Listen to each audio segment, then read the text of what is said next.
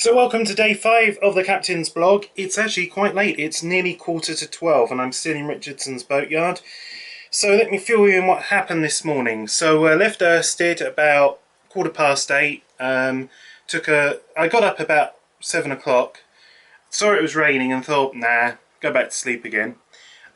So took a leisurely cruise up to Richardson's, went to reception, had a bit of a moan, and then Danny, one of the engineers who I've seen twice, and obviously his boss, the sort of chief engineer, who was sort of, have you checked this, have you done that, right, you know, methodically went through everything, and they've traced it down to one of two possible things: the flame detection device that detects if there's a flame in the hot air heater, so they've changed that for a new one. And they've also changed the actual whole module for the control of the heater. So the whole system has been tested on, off, on, off, on, off, let it run, turn it off, wait, on, and it seems to be working. So whoever next hires San Julian, you've got a nice new heater.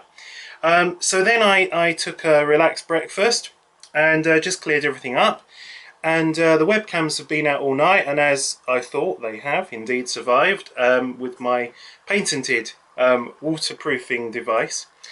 So I'm just going to show you kind of behind the scenes, and then I'm going to head off somewhere, and because it's nearly 12, I'm going to put on the live stream. So more as it happens. Okay, so this is the setup that we've got going on here. I'll put the laptop here. Today's live stream, I'm not going to be talking and you know, in the chat room here, so I'm going to just log in and get rid of the chat room, and we're just going to put the Twitter feed there, and then we're going to have the live stream there. The webcams, they come in here, and they're colour coded blue and yellow, and then that follows all the way over to the hub here, where we can see here blue and yellow. Now the reason why that is because when the hub connects to the computer, if you didn't put blue in blue today, it would have to reinstall the device driver software, and it just takes time and effort, so we don't bother doing that. And that's very simple how it works basically, and then just powering it up, giving it a quick charge, and then over here of course we've got the dongle, which is only getting 3G signal at the moment. Not the oh no, we're on H, which is the faster, and it doesn't like that, the refresh rate on that. So we've got the high quality signal on that. So I think it's about time we set off. Anyway, as it happens, there'll be more. But for now, bye-bye. Well, hi guys, and welcome to Netishead, where I've come. I just been broadcasting from Stalham on the live stream at norfolkbroadslive.com, and at some stage we lost the internet. So if you were watching today and it just went, apologies, I can't do anything about it. I think it's all the trees around us here. I've literally just moored, grabbed the camera, and as you can see, God knows what I look like, a sort of proverbial sea dog with me hat, my gloves and this, like, hey! So yeah, these things, they might keep you safe, but no, I'm buying my own one, not one of these foam filled giant things. They're about £50, and you know, get a canister each year for them, and solves your problems with one, looking like a Michelin man if you're built like me, and two, just easier to move around the boat with. Anyway, so I'm going to have a little wander around. It's just 1:15, and maybe go for a drink in the pub, and I'll be back with you later when more happens. Not quite sure what I'm going to be doing today, to be honest with you, so it'll be a bit of an adventure either way, but I'm the only boat here, and whilst Gaze Staithe had 3, so this is such a beautiful place that if you're on holiday on the Norfolk Broads, come to Netishead and come to Gaze Staithe. Although the purists out there be thinking, no, don't encourage them, but it is very beautiful, very peaceful and very quiet here. Anyway, more later. So you join me here at the White Horse at Netishead, where I'm just having a bit of lunch and a pint of Aspel, and then off back to the boat, and then probably off to Heigham, because I've had a phone call from my mum to say would I like to stop over for a roast dinner, and that's tempting. So on a cold, horrible, wet day like today, I may well be going there. So I might live on the boat, but pop into the chalet for a quick bit of food and a warm-up. Anyway, more later. So because not much is going on today and it's a pretty drab day, I thought I'd comment on what's it like to go on a solo cruise, to go on a boat on your own. Now, first of all, I do apologise today for the bad hair, the bad dress. It's a case of practicality and staying warm and dry. But anyway, what I'm saying is that when you go on your own, you've got freedom, you've got choice. And when you go with your partner or your family, you've always got to think of other people. Maybe the kids, you know, you've got to satisfy them, or your partner wants to do something you're not too keen on and you have to go along with that, and then they say, okay, well, you did that for me and I'll, you know, go along with whatever you want to do. Okay, now, because there's occasions when you both want to do something together and it's lovely. Now, if you're at home on your own, it gets a bit boring, or if you're, I don't know, to go to a hotel room on your own, again, it's a room, 4 walls and a ceiling, and you're on your own, and you go out and you come back to the place where you're staying. But on a boat it's different, because your home moves with you. Every morning you wake up to a different place. You can decide where to go, what to do, or just not do much at all. And that's what the beauty of this all is. If you've got confidence in your handling of a boat, and you're okay with getting on and off and mooring up and stuff like this, then everything else is easy as pie. In fact, even the mooring's easy as pie, to be honest. The only thing I have a little bit of difficulty with, although I've got that down to a fine art, is getting back on and arranging your ropes ready for your next mooring, and while you're doing that, the boat can drift out a little bit. So if you're thinking about doing it, do it. It's well worth it. Get away from it all. I've seen quite a few people out on their own who are not on the forums, I believe, but we have our own forum people that are out doing their solo cruises, not at the moment, but will be later in the year, I'm sure, or have completed perhaps earlier in the year. We don't know, but we will see in the holiday tales, I'm sure, as well. So yes, if you're thinking about doing something like this, and you know you've got the funds to do it, whether it's a short break or a week away or more, I would recommend you do it. As far as the boat goes, for those who already have done this and maybe think, well, what's San Julian like to handle on your own? Excellent. Really easy to steer once you get hold of the difference between the saloon and up here. This is lighter than down there. There is just stiffer steering, and you can kind of leave it do its thing with minor corrections. Here you've got to have your wits about you a little bit. But other than that, it's like a high up 32 foot aft cockpit cruiser. You can have your ropes here and walk down and grab your bow rope and step off. Yes, the freeboard is a touch high, but you've got complete view. It's really easy. Slip it in neutral, go down into the saloon to take over if the rain comes or you want to moor up. I haven't moored on the far side because if I just bring you round, you can see you don't have view of this side at all. And so to avoid any problems trying to get around here, even if it's meant mooring, you know, going with the tide, not against the tide, I've preferred to do it on this side.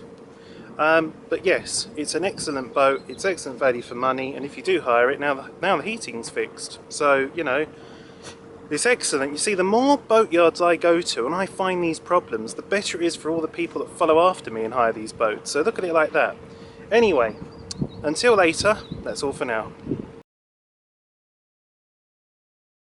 So, a bit of an adventure. We're just overheated. What else can happen? I'm listening to my music through my earphones, and I changed the track and thought, what on earth's that noise? Came down here and heard all the buzzers going off. So the temperature was 90, and you know, it shouldn't be higher than 85. Because I know where this is now, this is run out of water, so I'm waiting for the engine to cool down. Mud wait is over, we're on the Ant. Just here, I was going to go and moor up there, but because we're on the bank, it's okay here. So I think I'll do it up with the water, and then go to Ludham, moor up at Ludham, and or just let it just cool down a bit. But yes, adventurous this holiday, bad luck. Anyway, so time is 3:45. So I said if anything else happens I'll come back to you. I wasn't expecting this to happen. Anyway, that's all for now, bye.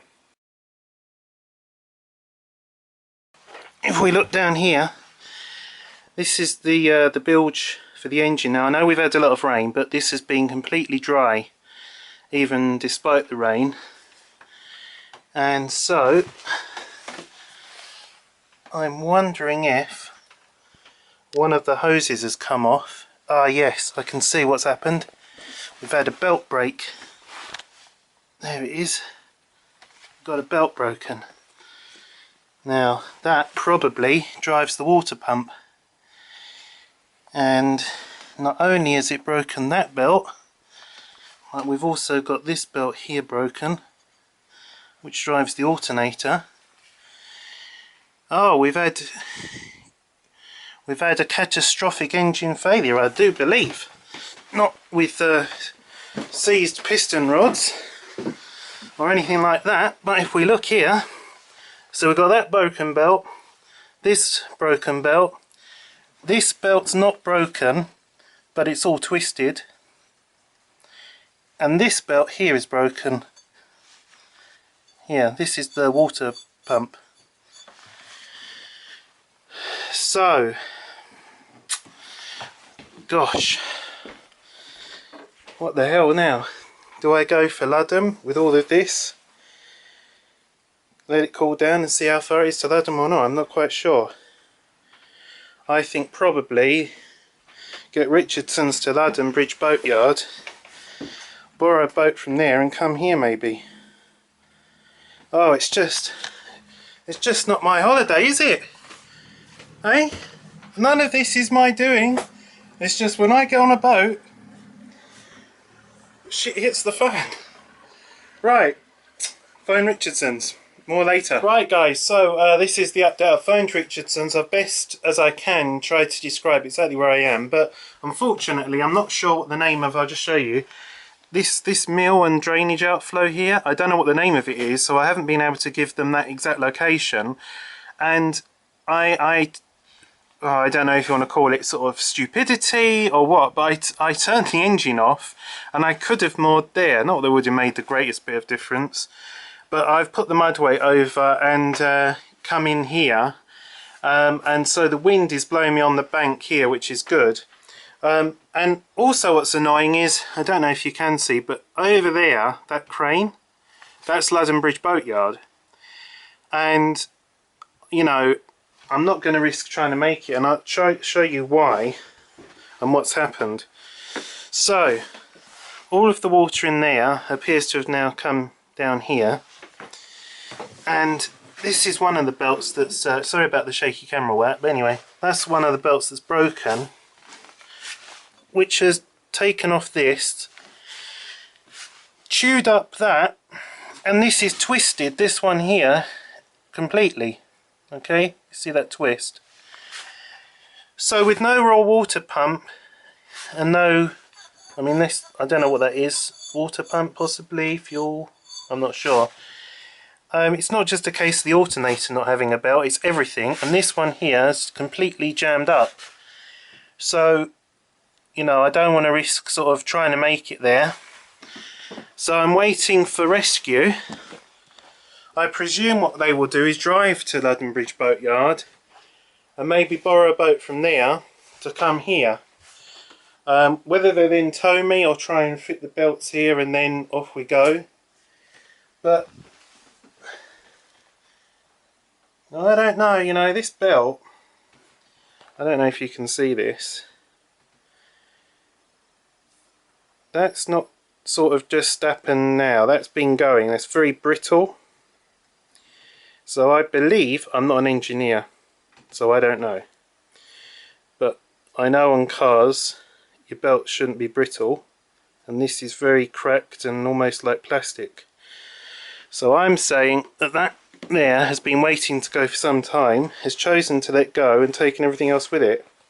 And of course, it will happen when I'm on the boat, because that's how it works, of course. So now we've got a new heater, and now we're going to have new engine belts. And so anyway, that's what happens when I go on a boat. More later, it's 25 minutes past 4. I've looked through the binos at Ludham Bridge and I've seen a Richardson's van. I've also seen coming along a peculiar looking little craft which I think could be my rescue. Now if I put the phone call in around 4, it's now about 25 past 4, that's excellent service. I'm sort of annoyed and frustrated more than angry. I mean, if you're a sort of family of 4 on here, you've got screaming kids, you're thinking the heater's not been working, that gets fixed, now this happens, I've paid all this money, blah blah blah. You're going to be rightfully upset. Maybe I'm being too easy on them, but the boat won't have been out too much since winter when it was winterized.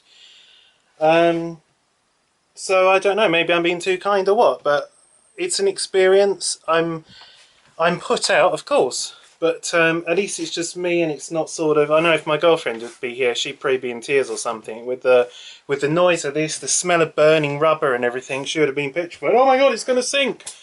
But anyway, so that's what's happening. If anything else does happen, or you know, if it does, I mean, that's all that can really go wrong there, really, isn't it? Is it sinks. But anyway, so yeah, day 5 of the Captain's Blog is an eventful one so far, and there's still some daylight left, so who knows what could happen. More as it happens. So there goes my friend the engineer that's come and saved my bacon, and I won't be going to Pot Heigham because it's now 5:30, and I believe that from the ant mouth, I don't know, I have to go and check, you know, roughly how long it would take to get there before dark. So anyway, let me update you on what's happened. Running low on battery now, so have to be quick. So basically the fan belts had come off and taken everything else with them, so they're all replaced. Then we found out that the bilge pump wasn't working, and the reason for that, it wasn't a fuse as first thought, it was the connector was loose, and then basically the stern gland was letting in too much water, so that needed to be tightened. And then the bilge pump fixed, and then the minute the bilge pump started pumping out water, more water started coming in. So a bit of a panic, because then we thought we had a leak with the water tank, but no, that was okay. And it's the skin fitting for the bilge pump, is when the water goes out of the bilge pump, about 50% of the water going out leaks back in and back inside again. So because it took a long time for this water to come out, and it was so much water in fact, which is probably why I got under Ludden Bridge so much clearance the other day, because it had overfilled the main bilge area, if you like, where the stern gland is, into the engine tray that had then filled up as well. So all the water that I thought had come from the engine when the fan belts went was actually from the main bilges, so just as well. So let's think about this. We have a new heater and a new heater control box.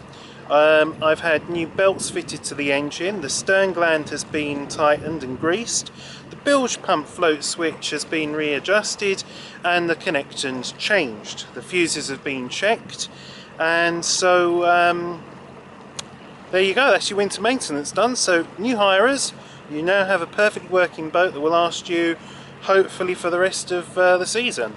So I'm going to just go and roughly check out on what's what with times and can I get to Pot Heigham before dark. Otherwise I'll be mooring up here at Ludden Bridge. That's been day 5's Captain's Blog, eventful as ever, with me, the London Rascal. Okay guys, I know you can't see me, but we're going to go under Ludden Bridge, and so you can get a kind of rooftop view. I'm not stopping at Ludden because, god damn it, you're not going to keep me from a roast beef dinner. So I've worked it out, it takes roughly an hour to get from the ant mouth to the Thurn mouth, and because I've got a guaranteed mooring, and despite the weather, I'm going to make for the chalet at Pot Heigham. If I don't get there and it gets dusk or something, then I'll moor up probably again at Womack on the dike there. But let's go under Ludden Bridge. We've got 8'3" on the board. We've been under at 8 foot, so let's give it a go.